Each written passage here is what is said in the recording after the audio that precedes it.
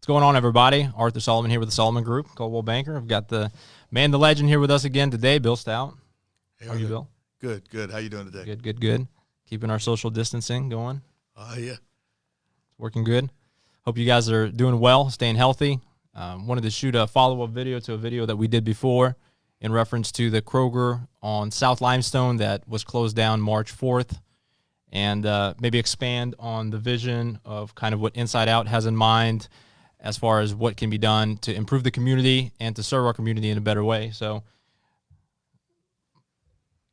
we can take it off, and Bill, maybe you could start us off and tell us kind of the four aspects that we discussed doing as far as what we have in mind for that Kroger's if we were to be deeded the property, obviously. Yeah, well, we've I realize they haven't made a final decision yet on who's going to do what with it. There's supposed to be some focus groups starting to discuss that with all the things with the coronavirus going on. I'm not sure if that's been delayed or not, but we still have a plan, a vision for that property, and actually I think it's more urgent than ever now with all the things going on. It's more urgent than ever that people in that area have access to supplies and groceries and necessities. And incidentally, Inside Out is doing what we can. Since this happened, a lot of people have had shortages of toilet paper and paper towels. Inside Out has those available. We've been giving those out free in limited quantities to families in need. So, if you need that, just put a message on the Facebook page afterwards. But as far as the Kroger property, if we're successful in sharing our vision and acquiring that property, I think we could. We have like a 4-prong vision that would make that not only successful, but actually make that better than what it was before, better than what it was for the community, for the people in need, for the area, for the city of Springfield. The first thing we do is we believe that there needs to be a market there that serves the same need that Kroger was serving before. There needs to be a community market, and we'd reestablish that. We'd reestablish that immediately. A place where people could buy fresh produce, eat, some healthy alternatives to some of the junk food, that so many people are eating, especially because they don't have access to a decent grocer. But the staples that people need, a grocery store, a local grocery store, maybe a little smaller than what Kroger was, but everything that people need and want should be available and available at a reasonable price. People shouldn't have to pay $5 a pound for bacon when the people that have the ability to drive across town can get it for $1.50. So that would be the first part, would be to reestablish that. But we also think that there are some other things that we could do there, and we could do them better than anyone else, that would enhance, that would help that market to be successful, and also help the people in the community. For instance, Inside Out right now over on Wittenberg and Pleasant provides a free meal to kids and their families after school every day, Monday through Friday, and on Saturday afternoons we provide a free meal, and it's a hot meal. There's a meat, 2 vegetables, a serving of milk and bread, and healthy, because there are a lot of kids, especially kids in poverty, who if they don't eat at school, they don't eat. So they get the free lunch at school, but there's not a place where they can have a warm, hot meal in the evening, so they end up either not eating or eating some kind of junk food. But most of the kids in that area, a lot of kids in the area over by the Kroger store, really, especially the younger ones, can't walk all the way over to Inside Out. Within walking distance, within a 1-mile distance of that radius of that Kroger store, there are over 4,000 children, and over 2,000 of those children live in poverty right now. Within walking distance. So we would take an area of the store, the area that used to be the liquor store, the state store, and maybe in an area out from that, partition that off from the rest of the store, put a separate interest in, and we'd establish an after-school program where we would serve free meals there, just like we do across town, where kids could come every single day, and also have some enrichment programs, some place where they could get help with their homework and have a computer lab, maybe even some games and some activities to take advantage of. I believe there's a tremendous need right now, and that's probably the most underserved area in Springfield.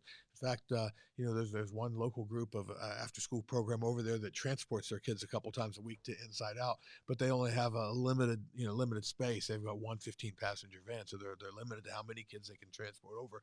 It'd be great if they could just walk down the street and come every day.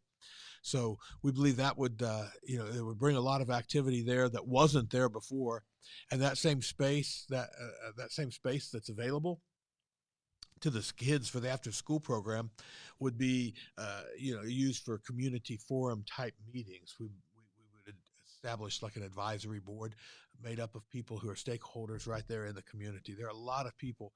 One of the things I saw at the city meeting, there are a lot of people that care. There were hundreds of people that came out, and they care what happens there. They're either affected by it directly or indirectly, but they care, and they want to have a voice in what happens, and they've got good ideas, and they could make a difference, but they need a forum where they can come, not just when somebody's talking about closing the store, but regularly to have a voice in what the store carries and how it goes forward.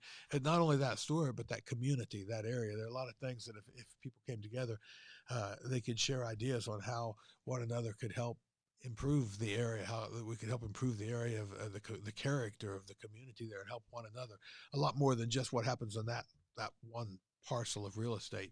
So that after school, that area that's that's devoted to the after school program would also really be like a community center, a community forum type area, and those people could have a voice in how the store runs, and they'd be I'm sure very loyal to what goes on there as a result of that. And then also, I hope I'm not rambling doing all the talking. No, this is great. But also we envision the area where where all the commercial food prep area, the commercial food equipment and stuff is. Of course, that area would be used to prepare those meals, but we could go a lot farther with that. I was up in Lorraine. I've got a friend up there who is running a school in a property that we own. Excuse me. And whenever I used to go to Lorraine, we'd go to we'd just go to a chain restaurant to go to lunch and stuff before I met him. But now he always knows these places that I didn't even know about. Like last time I was there, we went to a grocery store, and they've got a little restaurant in the grocery store. And there's a person, a family. It's like a family-owned business back there. And you go in and you can buy food, and they've got an area set up with tables. And I think that's just a fascinating, great idea that we could do. We could have like a restaurant inside, but we'd make it like a micro entrepreneurial micro incubator for entrepreneurs. There are so many people, especially people that we know, that we deal with, that are skilled people that have dreams and visions, and they've got the ability, and they're hardworking people, but they may not know how to start their own business, but they have a dream. They'd love to be able to do that, but the barrier of being able to go out and get the credit and the financing to buy their own equipment and pay rent somewhere is just a pipe dream for them. It's not going to happen.